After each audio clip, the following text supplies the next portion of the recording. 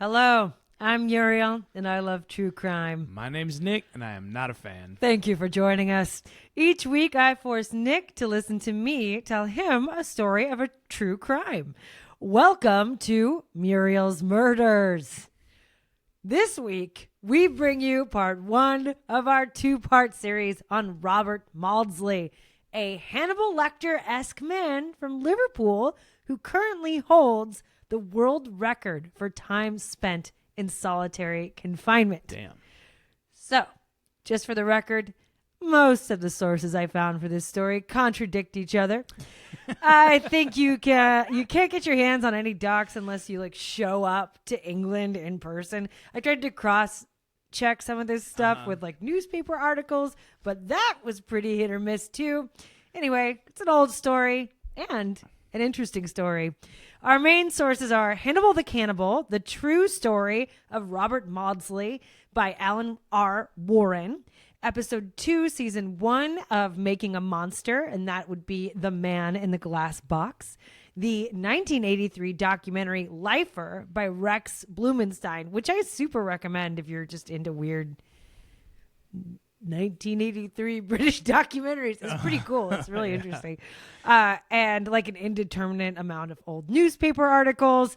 Anyway, we're here for a good time, not a long time, right? Let's hit it, baby. Yeah, Muriel wants to get this over with because I wanted to ask her a question about pop music, and she was like, "I don't talk to me right now. We have to get this done." We work in our living room, and today my husband had a lot to say to me, and I kept having to tell him to go away.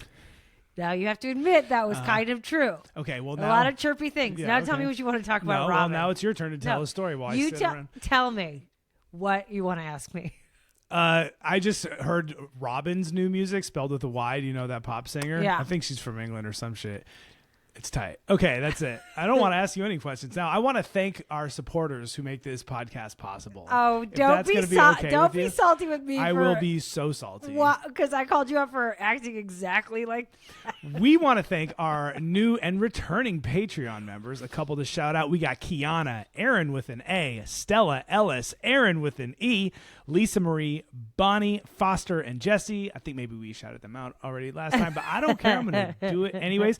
We got to thank our old school Chicago love, Lauren D, for signing up for our Substack. Guys, if you're like, this algorithm thing sucks and you just want new episodes emailed to you directly, sign up on Substack. That is free. We want to thank Wendy for sending us one of the nicest emails of all time on New Year's Eve. Yeah. You're the coolest. Thank you so much. Also for that, what? Wendy opened her email with, "Let me paint you a picture." Yeah. And then wrote this great email, and then Nick goes, "Muriel, oh my God," he called it, and we're talking on the phone. He goes, "Did you see this email? This lady is painting a picture of us." And I was like, "No." I read into it in a weird way. I did. I thought you were painting us a picture. Well, Wendy. it reminds me a lot of Handful of Teeth. That's all. Okay, great. We want to thank Windy C for our newest Apple review. Very nice. We love those Apple reviews. It's a great way to support the show. Really appreciate it. Find us on YouTube, like and subscribe, hit the heart buttons, whatever it takes. Find us on social media. murielsmurders.com/support has a bunch of information. There's links. You can, just link up with us. And plus, this is a 2-part series, and part 2 is going to be available immediately, both on our Patreon exclusive feed and our Spotify exclusive feed. So if you want hot heat directly right this very second for part 2 of whatever the story is going to end up being, sign up today. Nikki, are we fighting? No, but you have to you're promise. on thin ice. You have to be very careful. Why? Because I'm a hair's trigger. I might flip out. Why? Because you're just playing with the beast. You know? You're just flirting with disaster. We need to get out of this house because we've been in here for days just doing stuff. And I think you and I, we're going to have to just walk in silence, burn off a little bit of our wigglies. In opposite directions. Okay. All right. Okay. This is a true story involving murder, violence, drugs, adult themes, etc. So if any listeners are like Nick and don't want to hear about those kind of things, please go listen to a different podcast. On accident, we do sometimes curse, so apologies ahead of time, and we pretty much always joke around. So if you don't like either of those things, it's cool. Just turn us off and get on with your life. All right. All right, Nikki, are you ready to hear this story? No. Okay, let's get started. Robert Maudsley is widely considered to be the longest serving prisoner in solitary confinement in the world.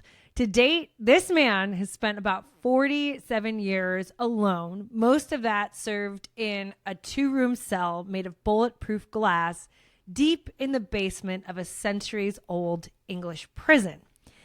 Now, if you've seen Silence of the Lambs, Yes. this is kind of it in real life. The Okay. part where Clarice goes down into the basement and it's the whole fava beans and a nice Chianti sort of situation. Yeah, right. Is he, so there's other people down there too, but they're all just solitary? There are other people, but he is removed like in his own specially made box. So this is similar to this, except for it doesn't have, other people in the same type of box. So if someone's screaming or moaning, he can't hear them? He can hear them, but he's not allowed to talk to them. And people are not allowed to talk to him. All right. We'll get into it. And he's alive. This is current. This is now. He's current, but this story starts way back in the 70s. So because he's been in solitary for so long, it's kind of an old story that now has serious developments as of 2025, even up to Christmas of this year. Oh, wow. All right. Cool. Yeah. So about 5 years before the book Silence of the Lambs was even published, Robert Maudsley was dubbed, well, actually, this isn't true. As soon as the book Silence of the Lambs was published, Robert Maudsley was dubbed Hannibal the Cannibal by the British press. Okay, but he existed before the book. Existed Got it. fully prior to the book. Okay. And he had been condemned to live in a specially made glass and steel cage in a dank subterranean enclave surrounded by walls of ancient stone slabs. Now, he has often been labeled as the most dangerous prisoner in Britain. And that label has gone to a couple other people. I think Charles Bronson, too. But anyway, sure, yeah. He's shared that label with other people. Yeah. They kind of toss that one around. It's like kind of like best rapper alive. Yeah, it's like, totally. okay. Totally. All right. There's 20 of you. We get it. So for more than 4 decades, a team of half a dozen prison guards watched him, Maudsley, through the glass around the clock. The team also flanked him in the prison yard during his daily hour of exercise. Any inmate who attempted to speak to Maudsley was punished by being thrown into solitary confinement. So he shuffled around, long, scraggly gray beard and hair, disturbingly long fingernails, eyes on the ground, completely and utterly isolated. Now, we are not fighting, okay? You and me, we're good. There's no fighting going on, so I don't want you to think. Usually it's me, and you always tell me. Oh, am I shaking the camera? You're shaking the yeah. She's got both arms, and she's going for it. Okay. We're not fighting. We're not fighting, officially. So like Hannibal Lecter, the imaginary character, the not real character, Robert Maudsley is actually known to have a genius level IQ and has a love for classical music, and then later in life, the video game Call of Duty for PlayStation 2. He's also known for allegedly eating one of his victims' brains with a spoon. Between 1974 and 1978, Robert Maudsley killed 4 men, 3 convicted sex offenders, and then 1 man that Maudsley claimed showed him photos of child sex abuse. Collectively, the men were strangled, stabbed, tortured, and 1 beaten so badly his brains fell out of his head. So, let's start at the beginning. Sorry, I'm having Any questions? chuckle. Why are you laughing? I know, because it just would be really funny if, like, the Silence of the Lambs, if instead of that movie happening, it was just like flash forward like 20 years, and it's just fat Anthony Hopkins playing Call of Duty. Yeah, he's just all in a video game. I think that's like realistic for people who are in prison for like 1,000 years. It's just something you wouldn't think of with that. He's just like over classical music by now. He's like, being a genius doesn't matter. He's just playing video games. Okay, nothing else you said was funny, but that's pretty funny. Well, good. Okay. All right. So Robert, we are fighting. Robert Maudsley No, we're not. was born in 1953 in Liverpool, England, in the neighborhood of Toxteth.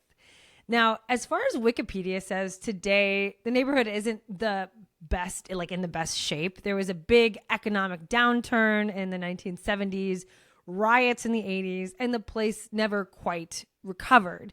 But back in the 1950s, it was a thriving working class neighborhood. Toxteth started out as an ancient park, then morphed into a grand mansion-laden suburb in the Victorian era. Wealth was really stratified, so rich merchants lived next door to dock workers and housing projects. And the working class community took over, and it became a hub for newly immigrated Brits, like a super diverse neighborhood considered an inner city area of Liverpool. In World War II, Toxteth took some heavy bombing, and some of the historic dock worker housing was destroyed and replaced by tenements. And it was there in a Toxteth tenement. I have so much trouble saying that word. I'm so sorry. Which word? Toxteth. Yeah. It was there in a Toxteth tenement that Robert Maudsley came into the world, the youngest of 4 children. And you can ask any questions you want, Nick. No, I think I'm thinking I'm gonna I don't know. Well, is that where the Beatles are from? Yeah. Okay. Oh, okay, good. So Yeah. that's good. And kind of around the same era. Yeah. Okay, that's what I was thinking. But Yeah, that's fine. You can talk. Okay. Yeah. I mean, your storytelling is very clear. I don't have a lot of like real questions. Okay. Well, you look like you have some shit to say. So. I don't. We're getting on with the story. This is a streamlined operation. His parents were Robert and Jean. Robert was a truck driver and Jean was a stay-at-home mom. And while they were good at making babies, they had 12 in all. They apparently were not so hot at taking care of babies. When Robert Maudsley was very little, like somewhere between an infant and a toddler, he and his 3 siblings were removed from their parents' home due to neglect. The kids were raised in the Roman Catholic orphanage Nazareth House in Crosby, about 10 miles from the family home. So by most accounts, the kids really enjoyed living at the orphanage. It was like clean and calm and orderly, and they got a really great education, which was helpful for a bright kid like Robert Maudsley. Wait, I'm sorry. I thought you said they had 12 kids. 12 kids or only 4? So when this story starts and Robert was born, there were 4. Okay. And then over time, they continued to have more and more children until they had 12. Got it. Yeah. Nice question. I have other questions, but No, tell me, what are your other questions? I mean, what's the deal? What, orphanages back then were just awesome? Isn't that when all the Oliver Twist shit was going? I get that that's earlier than the 50s, but it's like, oh, yeah, we're it's just like way saying earlier like than the 50s. I get it, but it's like, oh, what? England back then just had tight ass orphanages. Somehow I just like don't buy it. I think it's a little hit or miss. Like, but this was just a little like kind of nun-run orphanage that they all said was really, really great. You know, in the countryside. It was just a good. So they didn't get beat by the nuns and all that kind of stuff. They said all the kids said they were super happy. I think Robert and his 2 brothers talk about it. The sister doesn't really talk about it. I don't think she said anything, but the boys all said it was like awesome. Okay. So they had a great education. Robert later said that as a kid, like nobody explains this stuff to you, especially in the 50s. So like as a kid, he straight up just thought the nuns and the other kids in the orphanage were his family. Like he didn't understand the difference between, oh, I'm an orphan and my parents live over here. And well, that would be a pretty good way to like an orphanage more. Yeah. Well, I mean, it was easy. And then he said it was just like family. Like that's what he thought. Sure, and I'm sure those exist. And why are you acting like this? I'm not. It's so weird. I'm not. It does exist. Okay, great. What? You don't believe it? Seems like propaganda to me. I don't know. If this is how this is going to go. No, it's not. It's not. horrible. Just listen to the story. I'm telling you. You asked me to ask a question. That's not even a question. That's just a weird, like, spaced out judgment. Okay. We're zoned. So he thought this. Yeah. I swear to God, I'm going to quit this podcast. Genuinely, yes. They thought that these nuns and these other kids were their families, and their parents would come and visit them sometimes, and they didn't even really understand who they were, especially Robert, who was the youngest of the four kids. They were basically strangers. So the four Maudsley kids were in care for about, depending on the source, like 6 to 9 years. And then meanwhile, their parents were popping out more kids. Robert transitioned from the orphanage to foster care to kind of get him ready. And then when Robert was around 10 years old, the Maudsleys came to bring their 4 eldest children home. And that meant Robert and his older siblings, Kevin, Paul, and Brenda, basically got taken away from the only home they ever knew and placed with strangers. Right. And the transition was like moving into the twilight zone for the kids. Robert's brother Paul said, quote, "The abuse came on gradually. It was a strange situation to go from Nazareth House to sitting on a couch in a house with parents who didn't talk to us." So their father was a savagely abusive person. The 3 boys were beaten daily, although his father didn't touch their sister Brenda. Now, Paul said their dad was the physical one. He punched them, beat them with belts and sticks. And then his mom was the instigator. So the one who encouraged the beatings for like simple things, like coming home a bit late from school. Robert Maudsley said later of the abuse, quote, "Once I was locked in a room for 6 months and my father only opened the door to come in to beat me 4 or 6 times a day. He used to hit me with sticks or rods, and once he bust a .22 caliber air rifle over my back, and he broke the barrel." Damn. Now, according to Robert's brothers, they all received the same amount of abuse, but Robert seemed to take it harder because he was the youngest of the 3. Now, according to some sources, Robert was actually targeted by his father, singled out for harsher treatment. And much later, Robert Maudsley claimed his father had raped him during this time. Now, no one knows exactly what happened with his childhood. There aren't a lot of records. Yeah. But 12 months after Robert was returned to his parents, Robert alone was removed from the home by social services and once again placed into foster care. After that, his dad told the family that he had died. So, genuinely thinking Robert was dead, his siblings didn't try to contact him for over 5 years. So, completely alone, Robert bounced around in the foster care system and eventually ran away to London at the age of 16. In London, he developed a life-eclipsing drug addiction.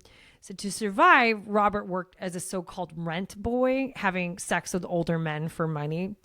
So over the next few years, Robert attempted suicide at least twice and was in and out of psychiatric hospitals where he told doctors that he was hearing voices telling him to go back to Liverpool and kill his parents. What kind of drugs was he addicted to? I don't know. I'm guessing heroin, but I don't really know. Yeah, that was like big in the because is this into the 60s at this point? Yeah, it's like late 60s, early 70s. Yeah. Damn. In 1974, when Maudsley was 20 or so, he met 30-year-old John Farrell. Now, according to the book Hannibal the Cannibal, John Farrell was a blue-collar worker living on a farm in the suburbs of London. The 30-year-old had recently separated from his wife. Apparently, she hated living in the countryside and left Farrell to move back to London. For his part, Farrell didn't really fight the separation. The relationship was falling apart anyway. Long before the separation, John was in the habit of going into the city to hire young male sex workers for sex in his car. So now he was free to bring his affairs home to his farmhouse in Greenwood. Yes. I think it's Wood Green. I have my My system is really great. It's very strange. You mean your writing system? Yeah, Your research. but my autocorrect has been insane lately. It's just autocorrecting to things that are totally irrelevant. Sorry, guys. Okay, so wood green. Okay. It doesn't really matter, but kind of matters. It's just like a suburban neighborhood. Yeah. In 1974, Robert Maudsley was a good-looking young man, tall and muscular, strong, intelligent, and a good conversationalist. He was well-groomed and taught proper manners from a gaggle of nuns, so like kind of a finished kid. He was obviously deep into drugs, but all that aside, John Farrell thought Maudsley was a catch. And it's hard to know exactly what went down between Maudsley and Farrell. I think they met at a club in the West End where Maudsley was known to troll for hookups. But according to Hannibal the Cannibal, the two men saw each other frequently. Farrell was looking for a casual companion, like a discreet friend with benefits. And after about a dozen dates, Maudsley and Farrell were at Farrell's house in Wood Green, about 10 miles outside of the city center. It was March 14th, 1974. Now, according to Maudsley, the two were getting hot and heavy when Farrell decided to take it up a notch and show Maudsley what he was really into. Maudsley said Farrell then showed him some photos of child sex abuse. Very young boys Farrell himself had abused. Oh. So that night, Maudsley overpowered John Farrell, tied a rope around his neck, and used a wire hanger to twist it until John Farrell was dead. According to multiple accounts, Maudsley also beat Farrell's head in with a hammer and stabbed him in the torso. According to Wikipedia, this is the only place that actually says this. Maudsley turned himself into police and asked for psychiatric help. I couldn't find any article or document online to support that, but it seems like After or before? right afterwards. Like essentially, he snapped after he saw these photos. Yeah. They reminded him of his childhood. Yeah. He murdered this guy and then Right. just immediately turned himself into police, asking for help. And it seems like, there wasn't really any manhunt that I could see or anything. And it fits Maudsley's MO. His thing was basically murdering someone and then walking up to the nearest authority figure and confessing it. So it would make sense that that's what he did. Okay. Anyway, Maudsley was swiftly tried and convicted, presumably taking into account his psychological assessments, his previous experience of child abuse, and his stints in psychiatric hospitals. Authorities found Robert Maudsley unfit to stand trial. Did they find the photos he was talking about? Not as far as I could tell. But a lot of that stuff is just like, you just can't find it. And a lot of it's embellished. It's just like an older crime. It's like those Scandalized and all that stuff. Yeah. And like, I think the specific transcripts are literally like they're available to the public, but they're not online. So you can't get them unless you go to the courthouse and request them, and then you can see them. Oh, that's in your intro when you said there's docs you can't get. You meant documents. Yeah. I was wondering. I was like, because for documentaries, you're pretty good at getting VPNs and stuff. But No, this one Okay. is like it's kind of frustrating because it's like basically everything is a stir of echoes. Like I found a lot of information in newspaper articles, but they were just really pulpy back then. And there's a lot of stuff that contradicts the canon of the story. If that makes sense. Right. So anyway, there's no way to like really, I don't know if they actually found the photographs or they didn't find the photographs, but enough evidence and whatever was presented that they found that he was unfit to stand trial. Okay. So instead of going to prison, he was ordered to stay indefinitely at Broadmoor Hospital, the oldest high security psychiatric hospital in England. So Broadmoor was built in the mid 1800s. It's a sprawling compound with imposing tank-like bright red brick entrance buildings leading into a labyrinth of patient wings and outbuildings. The hospital is built on dozens of acres of land in the country, about 40 miles west of London in Crowthorne, Berkshire, so a sleepy village of about 7,000 people. As late as 2018, the residents of Crowthorne were treated to a daily test of the Broadmoor alarm system. So the Broadmoor just like dominated the region. Oh, damn. A jarring 2-tone screech based on the air raid sirens from World War II would blast for 2 minutes at 10 a.m. on the dot every single day. And this was all a reminder of the time one of Broadmoor's finest escaped back in 1952 and murdered a local child. Oh, damn. So it's a very like pastoral. They're like, what do you want? You want the alarm at 10 or you want one of your kids to get murdered? Yeah, right. It's like a very pastoral, calm place. Yeah. And then it's just like nothing really happens. But then it's just like, oh, reminder every single morning. So, you know, keeps people safe, but also so intense. Yeah, well, it really doesn't let you be like an LA guy. It's just like, oh, I've got an audition at 1. Oh, I'm so tired. I'm just going to sleep in. Yeah. That was an impression of me. Okay. Then you grabbed your surfboard and went to the beach. Yeah, bro. So, Broadmoor was where Robert Maudsley called home for the next 3 years. Now, Maudsley kept a low profile for 2 years until he teamed up with another inmate for a kidnapping stunt in 1976. Robert Maudsley and another inmate, 25-year-old convicted child molester David Francis, had the best plan ever. They were going to kidnap another random inmate, tie them up, and threaten to gouge out their eyes until hospital authorities came to their senses and gave them an early release and full pardon. So much to unpack there. Okay, so now he's down with the child molesters. That's a weird one to me. And again, like it's kind of... Well, that's why I asked if they found the photographs. And I'm not trying to, I'm not going to go ahead and say like, oh, if you're a child molester, then you deserve to get like murdered or whatever. I don't know if that's true or not. That's above my pay grade. But the reason I wanted to know if they found it or not, just because like, is that an effort for him to try to gain sympathy? Like, was that you know what I mean? Like, you get what I'm saying, right? It's interesting. I think that I think it's pretty much believed by everyone who's assessed him that his story is true and consistent with the types of crimes that he's done. And in my gut, my instinct was that he didn't actually know what David Francis was down for. Like I'm not exactly sure. That you would mean make before he got there or ever? What do you mean? Like, I don't know if he knew that he was teaming up with a child molester for this situation. Oh, for this situation. I don't know. I mean, it's really hard to tell. Yeah. I think consistently he is somebody who targets people who have perpetrated sex crimes. And that's something that like comes up a lot. And he also has like kind of mentioned that at trial. And his people who've done his like psychological and psychiatric evaluations believe that that's his motivation and it came from his childhood. So I think it's pretty consistent over like 40 some odd years that is the truth.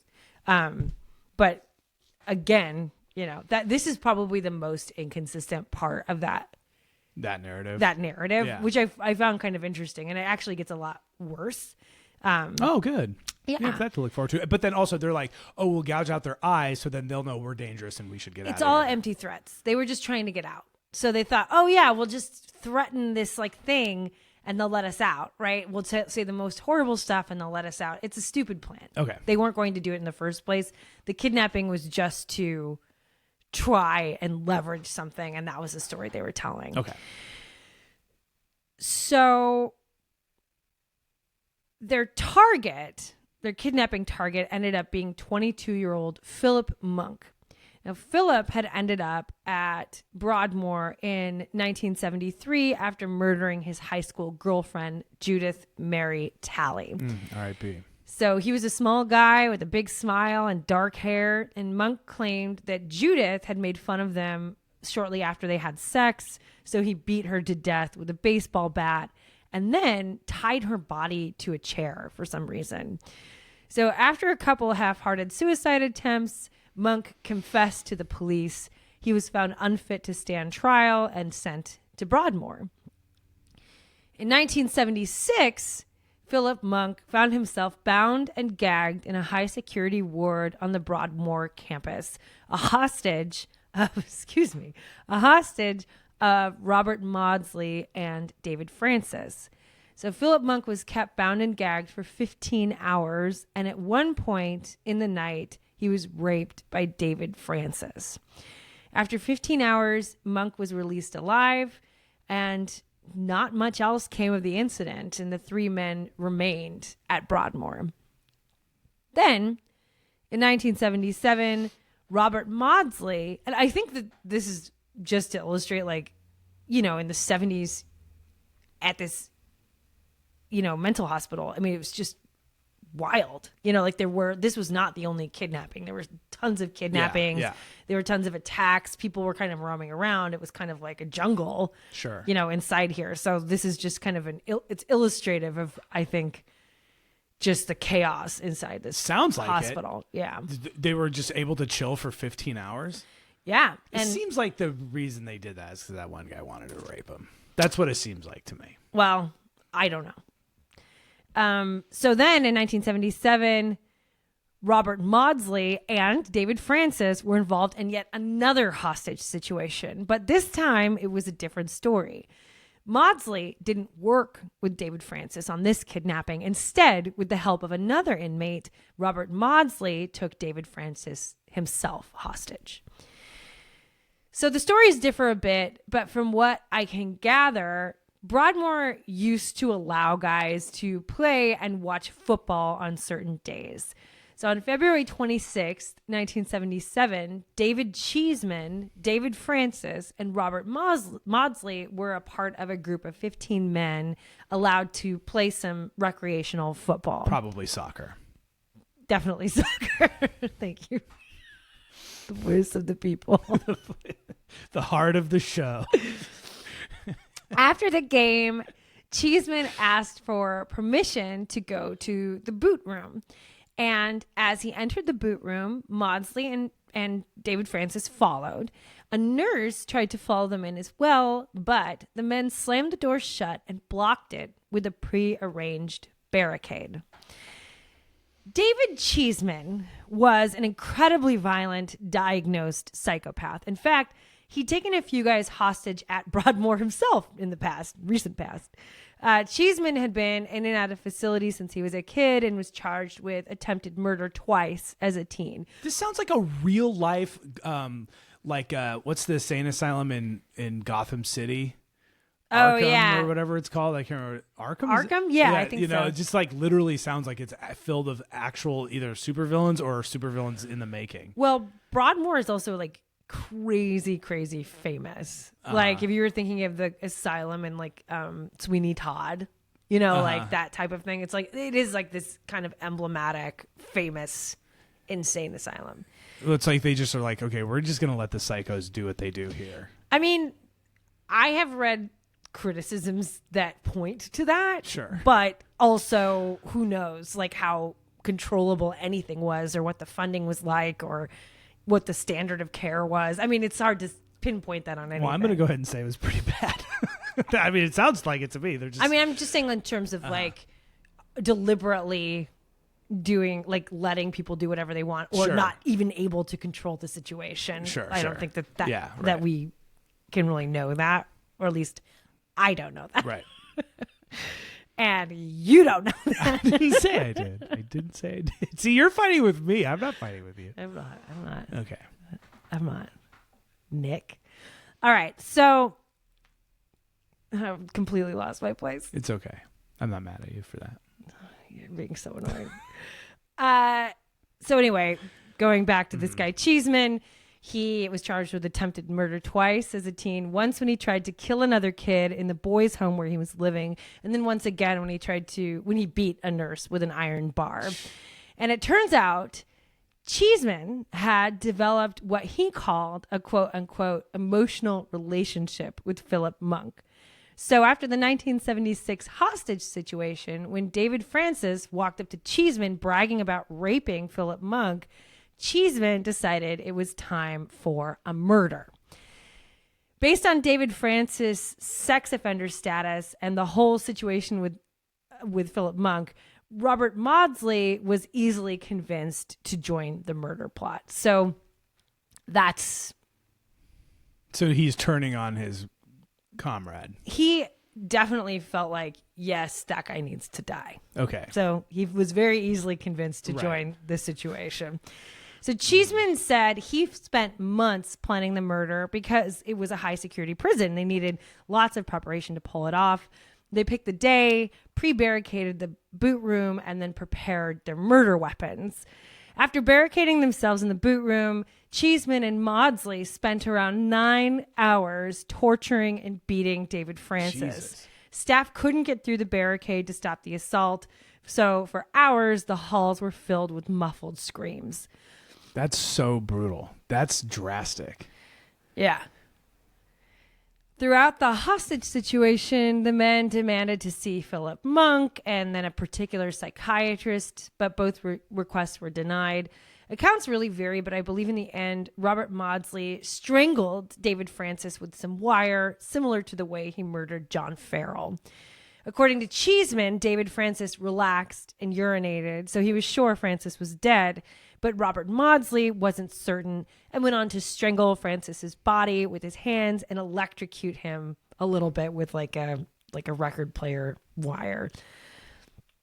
Maudsley also took a sharpened spoon that he had made into a stabbing weapon and jammed it into David Francis's ear, penetrating his brain.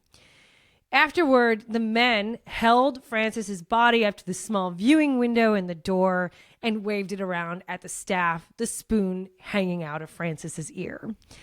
And then they unlocked the door.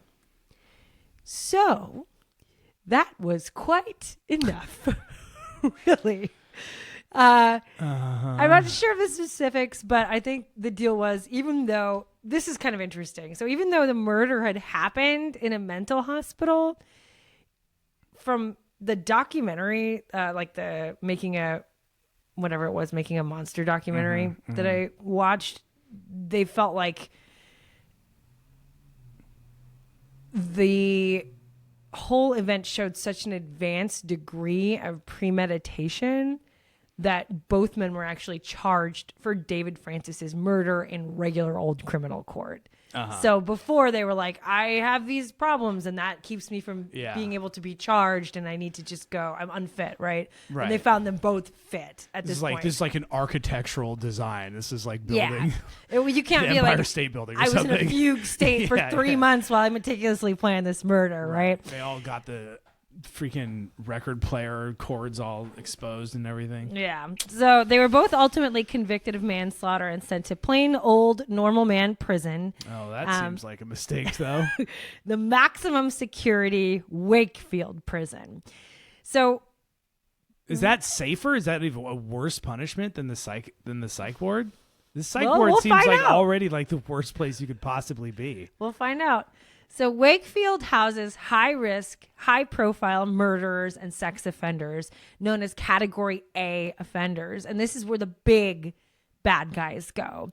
And its reputation is so notorious, Wakefield is also known as Monster Mansion. It's the biggest high-security prison in the UK. And at the time, there were over 700 inmates. Half of them were serving life sentences for murder. So even in this big pond of convicts, Maudsley's reputation preceded him. He had not eaten any brains. That's unsubstantiated. But it was all over the news that he had scooped the brains out of his victim and ate them like sorbet. Right, but really he just made a shank that happened to be out of a spoon. Right. Okay. But the story gave him a mystique, and his fellow inmates nicknamed this new fish Spoons. So it's just like if you shoot someone with a gun, your guns. Or your, like chokers or whatever. Yeah. Chains. Yeah. Wakefield was originally built in the 1500s and later remodeled in the Victorian Gothic style. It's set out in the suburbs of West Yorkshire. You know, Wakefield is an imposing spider-like figure. The prison is a panopticon, which weirdly enough, panopticon What? Go ahead. Which, Definition, weirdly please. enough, I actually went to some random lectures at the UW on prison structures when I was in college, so I can kind of talk about this. I remember looking at pictures of Wakefield in this like lecture. Damn, Muriel. It was so long ago. And There's you so many remembered things. it, too. I know. That's so. It was a good. It was So a you're really gonna good tell lecture. us what that means now? Yeah. So the prison is structured in this radial design. So the central point where officials hang out is smack in the middle of everything. In the case of Wakefield, it's a big, stark red building or red brick and concrete building with this towering guard post. And then all the inmate housing units radiate out from the main building like spikes or spider legs. 4 long gray cement wings lined with tiny cell windows. And this is so guards can stand at a central point and monitor the entire prison. Now, it's a prison design from the 1700s with a psychological component. So the idea being that the structure of the building gives its occupants a sense of constant surveillance. So after some time, they start to self-regulate their behavior. So in a way, it's like the building itself controls behavior. And there's a philosopher, Michel Foucault, who uses the panopticon as a metaphor for the ways in which modern people have internalized authority, like the ways that buildings and roads and offices are structured and the way that we're monitored changes our social behaviors. Sure. So I think one of the big famous examples is the idea of like, punishment used to be like public hangings. And so, everything was really obvious. And then it's like, if no one's around to see you or catch you in a crime, like you can kind of behave however you want. And now we've kind of reached a point where there's CCTV everywhere and like Everyone's got a phone that, you can't even tell someone to fuck off. Or Right. 10 people will pull out their phone and start filming you. well, and then like punishments are also a lot more private, and so it's like you start like, jails are hidden away and you don't see, there's no public hangings in the same way Yeah. anymore. And so I think the idea is that like we just take all this horror and kind of internalize it. Yeah. And so that we just are good. Like that modern society has changed the way that humans behave in this way. That's sort of like we're already in our own cell. Bro, Anyway. that's heavy. I'm with it. But okay, so there's okay. Do people still make jails like this? I think so. I'm not sure actually about that, Okay. but this in particular was a really popular prison design, and I think Wakefield is like one of the like big examples of a panopticon. So it was effective and also not eventually outlawed for being No, immoral I or think maybe something. people Or- found like different ways to scare people Sure. into submission. Apparently they'll still come out. It's like just variations on a theme. Yeah. Anyway, Robert Maudsley hated Wakefield and the panopticon and longed to be back at Broadmoor. He wanted to go back to the hospital. He petitioned to be moved back to the mental hospital, but was denied. So, a few months into his stint at Monster Mansion, Maudsley decided to take matters into his own hands. Big brain idea. He was going to kill as many Wakefield inmates as he could in a single day.